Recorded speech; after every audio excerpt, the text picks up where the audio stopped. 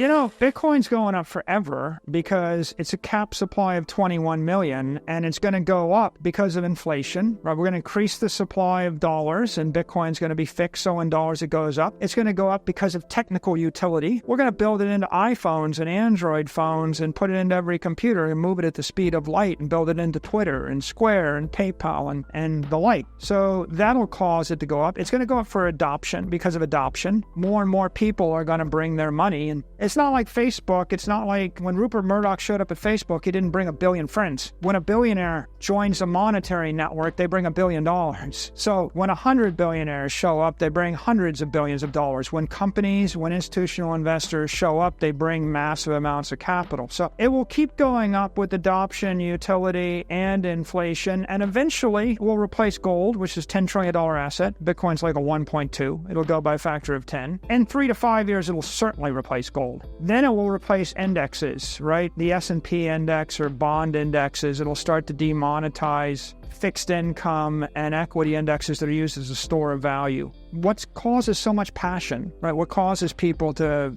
be willing to do anything to make this successful is this thought that we finally found something true and beautiful with integrity that gives us control of our life back in a world where we feel like we've lost control to politicians, we've lost control to circumstances, and everyone's looking for some way, something they can believe in that's truly theirs. Bitcoin is going up forever. That's the latest message out from Michael Saylor, the executive chairman of MicroStrategy. In one of his interviews, Michael Saylor spoke on why Bitcoin's value can keep rising forever because of its limited supply. According to him, Bitcoin will become more and more valuable not only due to its scarcity, but also because over time its use cases are only going to increase. Saylor believes Bitcoin will eventually be worth more than gold and even replace traditional monetary systems. Make sure to stick around to the end of the video where Saylor talks about the autonomy of Bitcoin and why Bitcoin can never be hacked or banned. Also guys, only a small percentage of my viewers are actually subscribed. If you enjoy finance content, consider subscribing or liking the video. It's free and you can always change your mind. Now here's Michael Saylor with his explanation on the autonomy of Bitcoin and why Bitcoin can never be hacked or banned.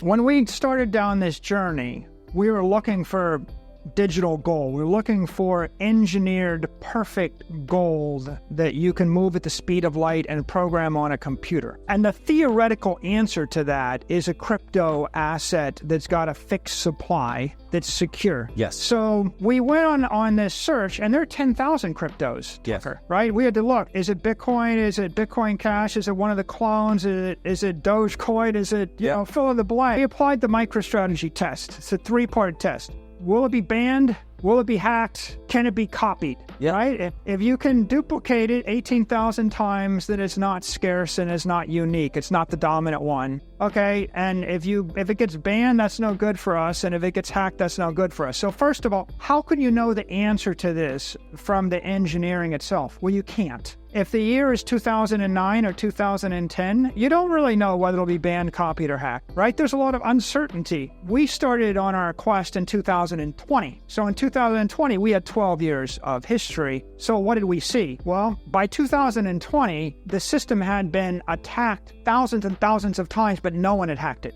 So we had $180 billion sitting in a network that no one could figure out how to hack. No one ever hacked. People will hack the banks around it or the wallets around it, but not the underlying network. So we had 12 years of no hacking incident.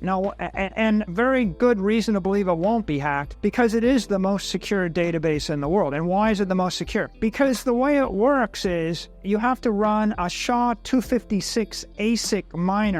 It's a very special purpose computer. That computer only does one thing. It protects Bitcoin. That's all it can do. It can't stream video. It can't process for AWS. Computers millions of times more efficient at generating crypto hashes that defend the Bitcoin network. It's a special purpose thing, 7 generations. If you turned all of the AWS network or the Azure network against it, it wouldn't make a dent because this is a very special purpose piece of hardware. So the technology that's used to secure the network is called proof of work. And proof of work is I pour a lot of energy into the network and I run it through an encryption algorithm. And that's a SHA-256 hash generator. And the combination of those two things with the protocol means that dominant crypto asset proof of work network will always be the most secure one, and everyone will always defect from the weaker one to the stronger one. So we saw that it hadn't been hacked. There's no way to finesse it no matter what you do, because it really is it's a brute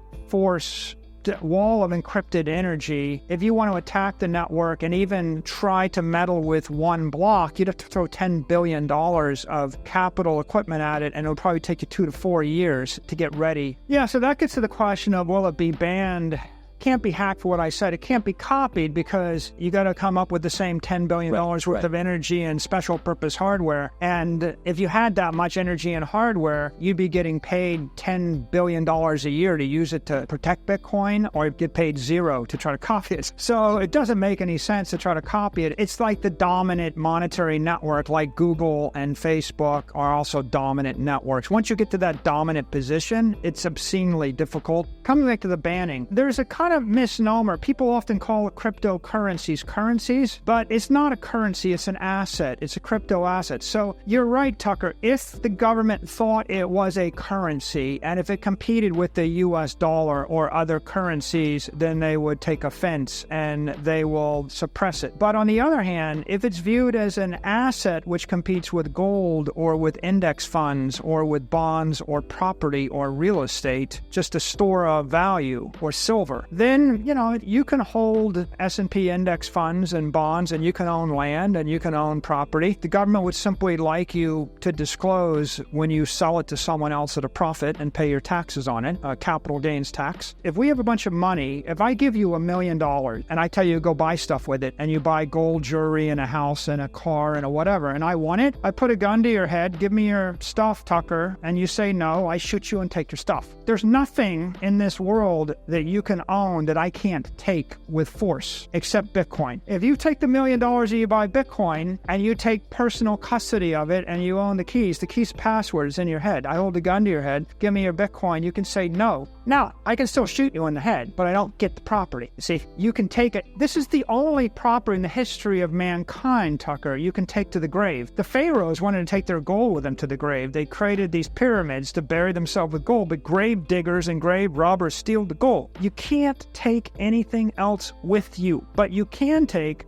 the password in your head. Why is that significant? Well, you study the history of the Jews in the 30s in Nazi Germany, and most of them left with, if they were lucky, 10% of their assets. They would have left with all their assets. If their assets were in Bitcoin, they couldn't move their house. They can't move a building. You can't haul the gold. Maybe you try to smuggle diamonds. Not very good store of value. It's the history of every diaspora, every people. When you leave, when the Jews got driven out of Spain in 1500, during the Inquisition, it was all over property, right? They're stealing their property. So what are property rights? Property rights is you can own stuff and no one can take it away from you. I had $1 million in a bank in Argentina 20 years ago. It was in US dollars. The peso was 1 to the dollar. The Argentine government sent a memo to the banks, forcibly converted everybody's dollars to pesos, and then forcibly devalued the peso 10 for 1. And I woke up the next morning and I had $100,000. I had $1 million the day before. They stole 90% of all the currency from everybody in the country overnight on a fax,